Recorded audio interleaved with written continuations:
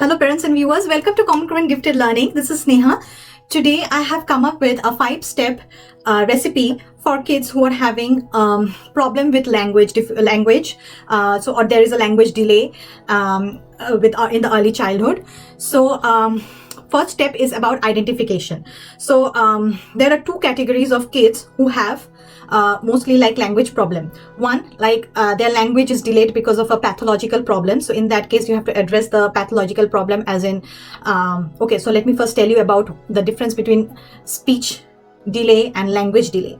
So speech delays will be with the kids who have some kind of a pathological problem in terms of development of the particular muscle in their mouth, or their tongue, or they have some kind of a lisp, and you need some kind like a specialized exercise to get that strength in your tongue or mouth muscle when you are speaking. It has a lot to do with like solid foods. Kids who start solid foods early, they obviously have a better hold on their speech, and speech is very different than language. So once those speech muscles develop, then only your language develops, because you see, if you don't have those muscles to pronounce those words or utter those sounds, you cannot form words, or you won't understand what is the whole language is about.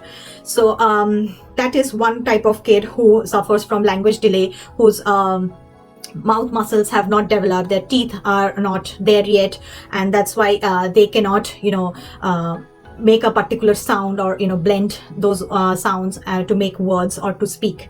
The second category is mostly from kids who are from a bilingual or multilingual household, where they are hearing like 3-4 different languages, and they get often confused. So they probably learn the verbs in one language and then the adjectives in say another language.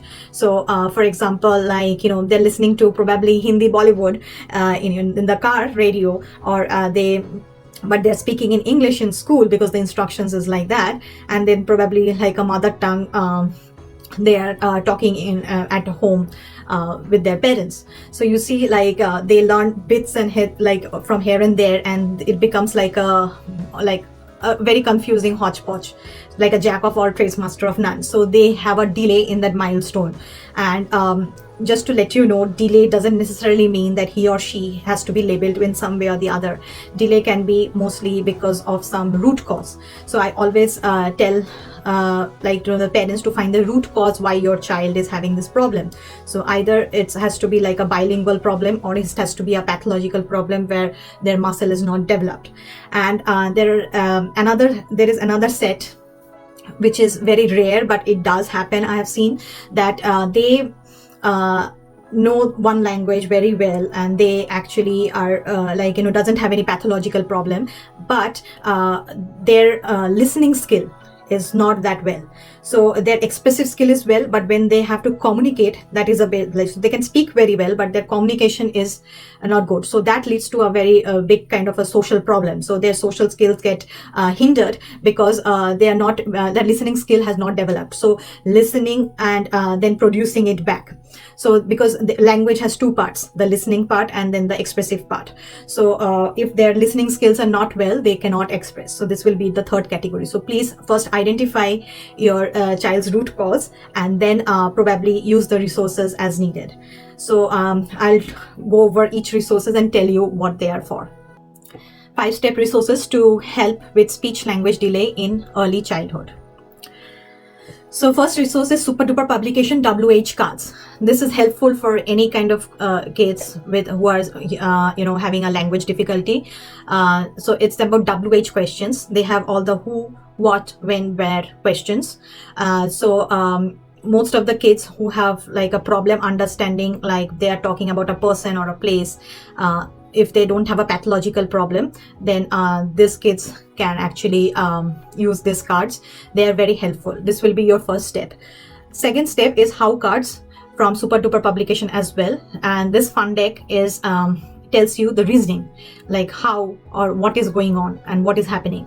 I always recommend you to do the WH first and then how, because once they know the WH, then only they can make sense out of the how cards. Otherwise, it's not going to work.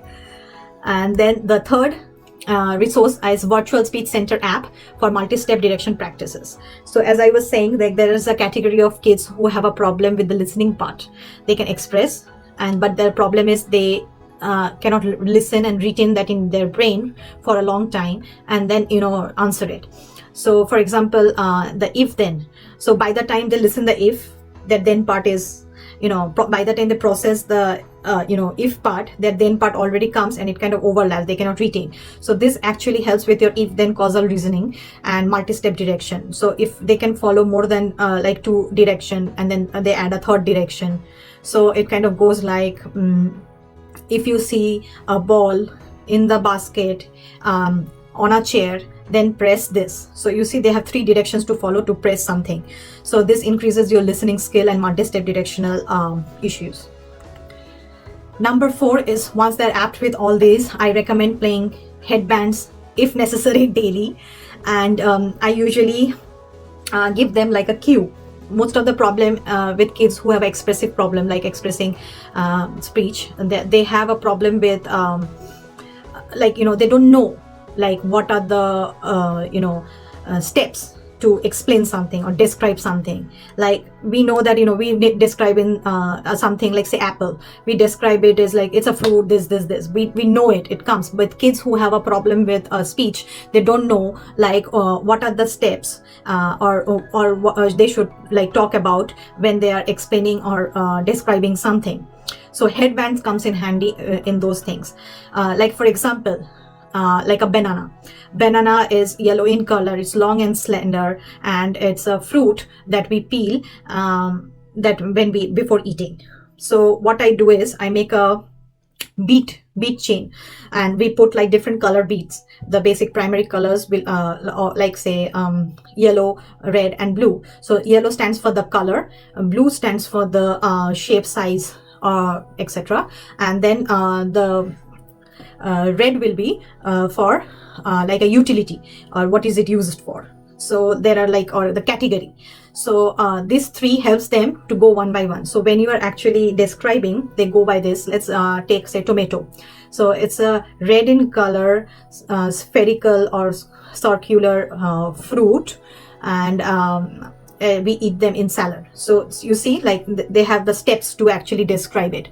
And then if they do it for all those cards with different animals and worms and fruits and vegetables, they get the hang of it. So start with the beads, and then slowly transfer it to modeling, like how to tell it, and take it off, and when to take that off, because they get really dependent on those beads. They feel like they won't be able to do it without that. So you need to know really when to take it away, and so once they get it, because there are just 3 or 4 things to remember, so those pointers will really help them. Then we have resource number 5 is story sequencing pocket cards. So this is a deck of cards. They are double-sided, so they have like 2 stories in one set. So there will be 4 cards and they have to sequence them. So first is the visual sequencing, because kids who have a speech delay are very, very strong and visually sensitive. So for visual, they know how to do it. And then they have to explain what's happening in those 4 cards in a sequence. This tells them that, what to tell before and what to tell after. They get a sense of sequencing language as well with visual cues. So like, for example, if you see the picture here, I would say like, I see a egg, white egg. And white egg means like with adjectives. I see a white egg, and then the egg is cracking, and then I see a chick comes out, and then the yellow chick keeps looking here and there. So first you have to model them. So now you understand why I did the beat thing in the headbands, because that basically prepared them for the story sequencing. And this will be like a prelude to ultimately follow abstract photo cards and start a story and sequence them. Because basically with kids who have a speech delay, you have to give them an organized set of pointers to how to go about it. Otherwise it's very, very difficult for them. So now once you give them a format, they will just explain it like that. And slowly from concrete you move to the abstract. So that was the end of today's video. Hope it helps you and your child with some speech and language issues.